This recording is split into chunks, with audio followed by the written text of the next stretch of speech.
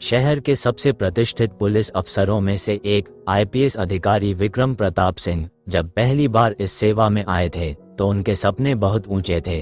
वे अपराध मुक्त समाज बनाने का सपना देखते थे। उनका मानना था कि पुलिस सेवा सिर्फ एक नौकरी नहीं बल्कि समाज की सेवा करने का सबसे बड़ा अवसर है। परंतु समय के साथ सिस्टम की बर्बादी और भ्रष्टाचार ने उन्हें भी अपनी गिरफ्त में ले लिया।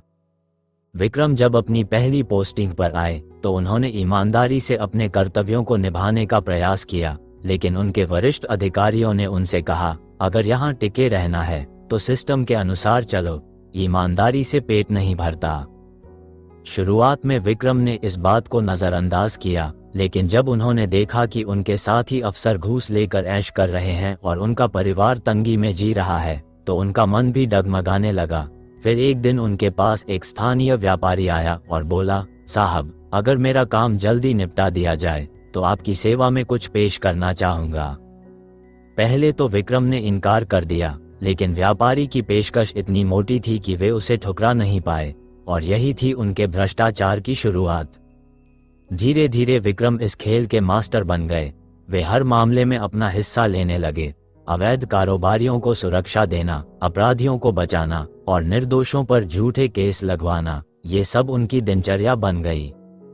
उनकी दौलत बढ़ने लगी। घर में महंगी गाड़ियां, शानदार बंगला और विदेश यात्राएं आम हो गईं। उनका रसूख इतना बढ़ गया कि बड़े बड़े नेता और व्यापारी भी उनसे संपर्क साधने लगे। वे अब कानून नहीं बल्कि पैसे के गुलाम बन चुके थे। शहर में एक युवा पत्रकार आदित्य शर्मा अपने ईमानदार और निडर स्वभाव के लिए जाना जाता था। जब उसने विक्रम के भ्रष्टाचार की खबरें सुनी तो उसने उनके खिलाफ सबूत जुटाने शुरू कर दिए। आदित्य ने कई लोगों से बात की जिन्होंने विक्रम से घूसखोरी के चलते अन्याय सहा था। धीरे धीरे उसे कुछ ठोस सबूत मिलने लगे। उसने इन सबूतों के आधार पर एक धमाकेदार रिपोर्ट तैयार की और उसे मीडिया में प्रकाशित कर दिया। रिपोर्ट प्रकाशित होते ही हड़कंप मच गया। विक्रम को लगा कि वह इन आरोपों से बच जाएगा, लेकिन इस बार मामला गंभीर था। सरकार ने एक विशेष जांच समिति गठित की और विक्रम पर मुकदमा चलाया जाने लगा। अदालत में विक्रम के कई पुराने सहयोगियों ने भी उनके खिलाफ गवाही दी। जल्द ही उनके अवैध संपत्ति और घूसखोरी के सबूत मिलने लगे। अंततः विक्रम को 20 साल की सजा सुना दी गई। जेल में बैठकर विक्रम को एहसास हुआ कि उन्होंने कितना बड़ा अपराध किया था।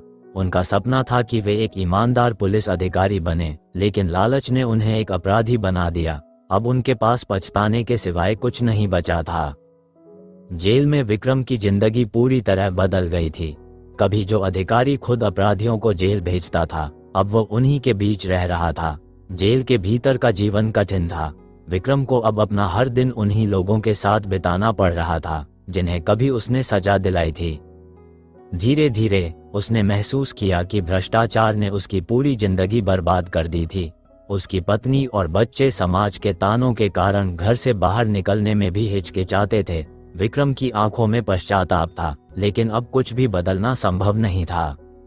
कुछ साल बीतने के बाद विक्रम ने जेल में अपने अंदर सुधार लाने का प्रयास किया।